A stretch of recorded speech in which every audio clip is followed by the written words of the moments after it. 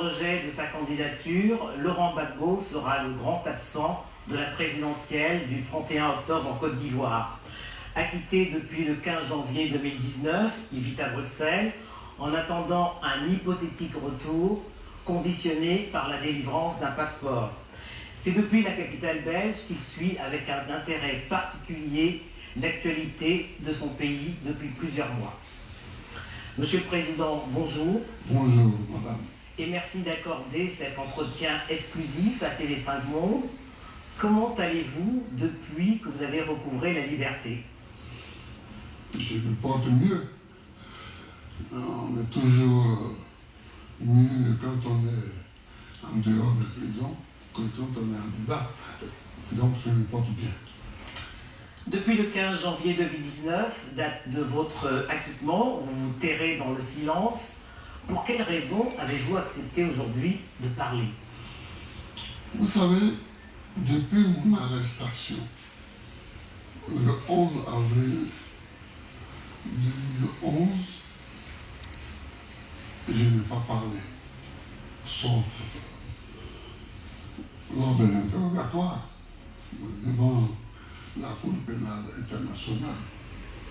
Et quand j'ai été acquitté, j'attendais d'être dans mon pays avant de parler. J'attendais d'être en Côte d'Ivoire avant de parler. C'est pourquoi depuis, je ne parlais pas. Mais aujourd'hui, la date du 31 octobre approche. Je vois que les querelles nous amènent dans un gouffre. Et en tant qu'ancien président de la République,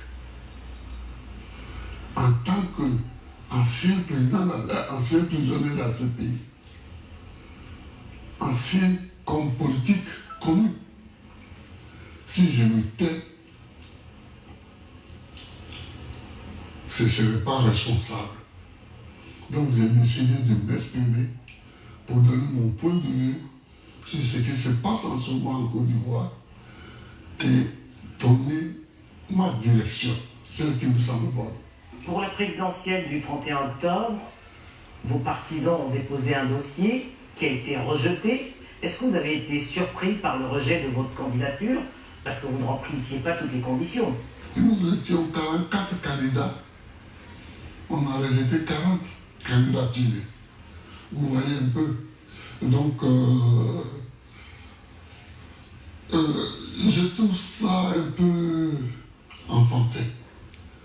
Je pense que dans un pays, ceux qui veulent être candidats doivent être candidats. On ne doit pas multiplier les obstacles sur la route des candidatures. Je ne conçois pas comme ça la politique.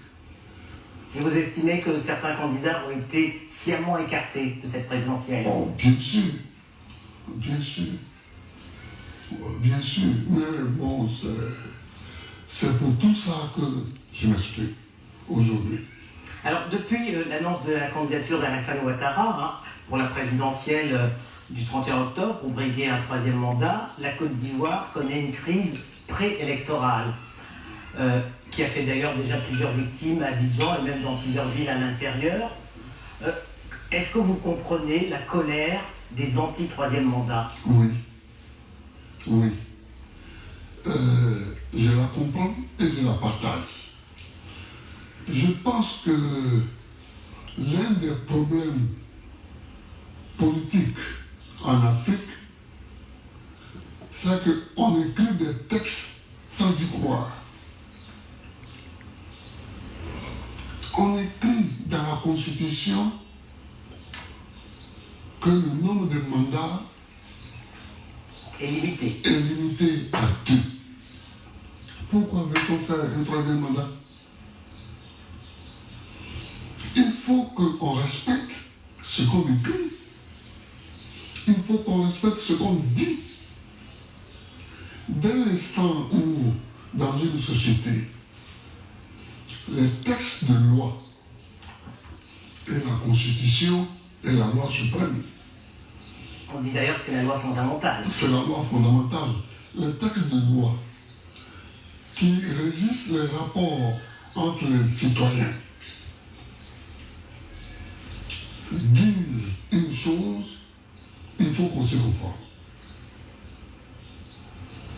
Et c'est en s'y conformant que la société est régulée de façon efficace. Si on écrit une chose et qu'on en fait une autre, on assiste à ce qui arrive en Côte d'Ivoire aujourd'hui.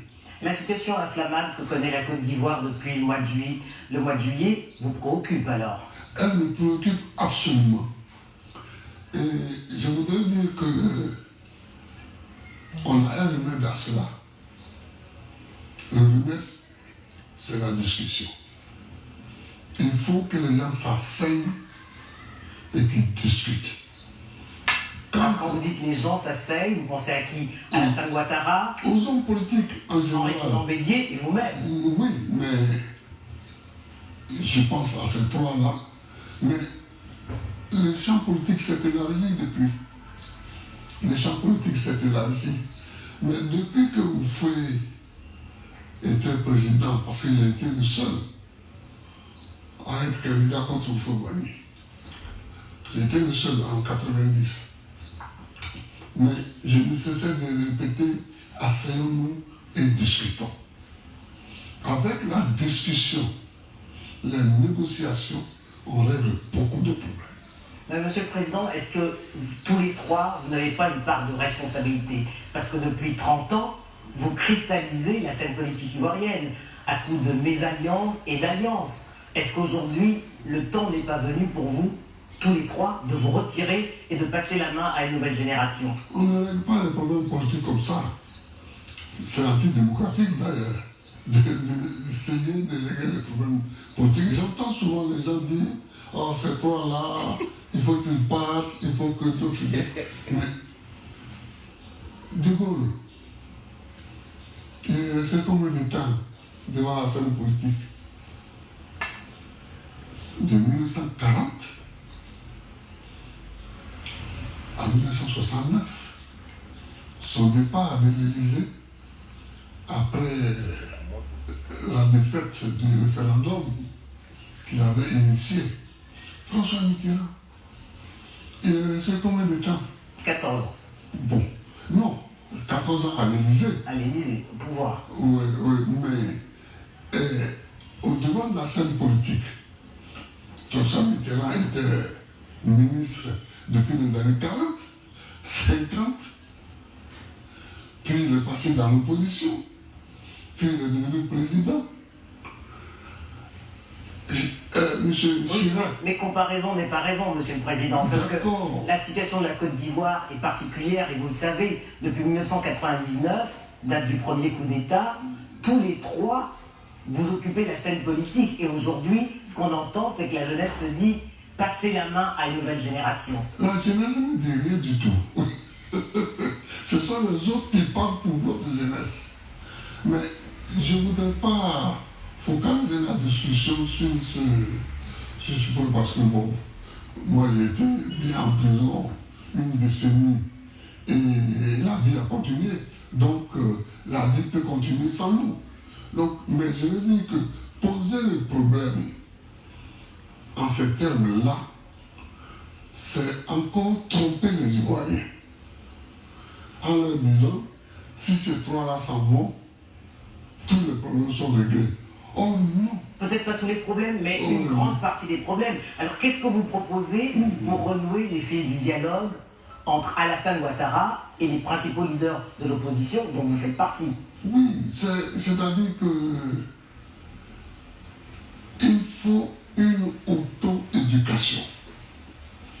Il faut que les gens comprennent que dans la démocratie, on se donne des règles. On n'est pas d'accord. Dans la démocratie, d'abord, on se rend compte qu'on n'est pas d'accord. C'est la première chose qui fonde la démocratie. On n'est pas d'accord. Mais on vit ensemble dans un pays. En bonne intelligence. Oui, donc on doit vivre en bonne intelligence. On doit se donner des règles. On doit se donner des règles. Et une fois qu'on se donne des règles, il faut les respecter. C'est ça. Il faut les respecter. Si on ne peut pas respecter les deux mandats, qu'on ne l'écrive pas dans la Constitution. Vous comprenez? Si dans la Constitution, il était autant de footballeurs, il n'y avait pas de limitation de mandat. C'était le parti unique aussi. C'était le parti unique, mais il n'y avait pas de limitation de mandat. Quand il n'y a pas de limitation de mandat, on s'attend à tout. Mais quand il y a une limitation de mandat, aux États-Unis, il n'y avait pas de limitation de mandat au départ. C'est après Roosevelt qu'on a limité les mandats. Roosevelt lui-même, je crois, a fait 3 mandats. Vous l'avez quitté dans mon direct. Vous comprenez? Donc, la limitation des mandats n'est pas obligatoire. Mais moi, je la souhaite. Je souhaite qu'on limite les mandats. Mais On la respecte. Oui, mais une fois qu'on a limité les mandats, il faut, dans la Constitution, il faut qu'on respecte cette limitation des mandats.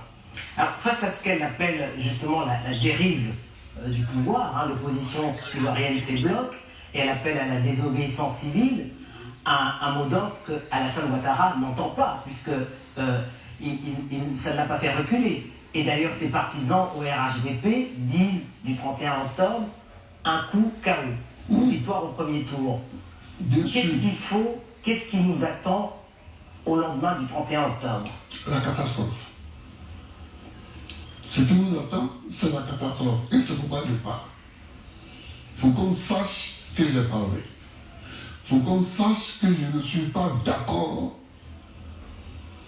pour aller pied de point lié à la catastrophe.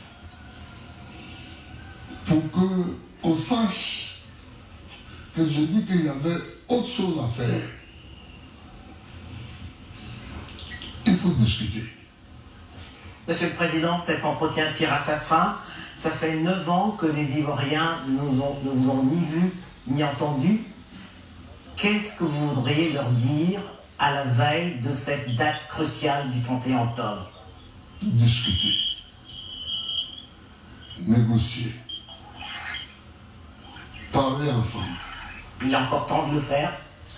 Toujours. Il est toujours temps de le faire. Il est toujours temps de parler. D'abord, je voudrais dire aux Ivoiriens que dans ce combat qui se mène aujourd'hui, autour du 3e mandat, je suis, moi, Laurent Gbagbo, ancien chef d'État, ancien prisonnier de la CPI, je suis résolument du côté de l'opposition. Je dis, vu mon expérience, qu'il faut négocier. Merci, Monsieur le Président. Merci, Madame.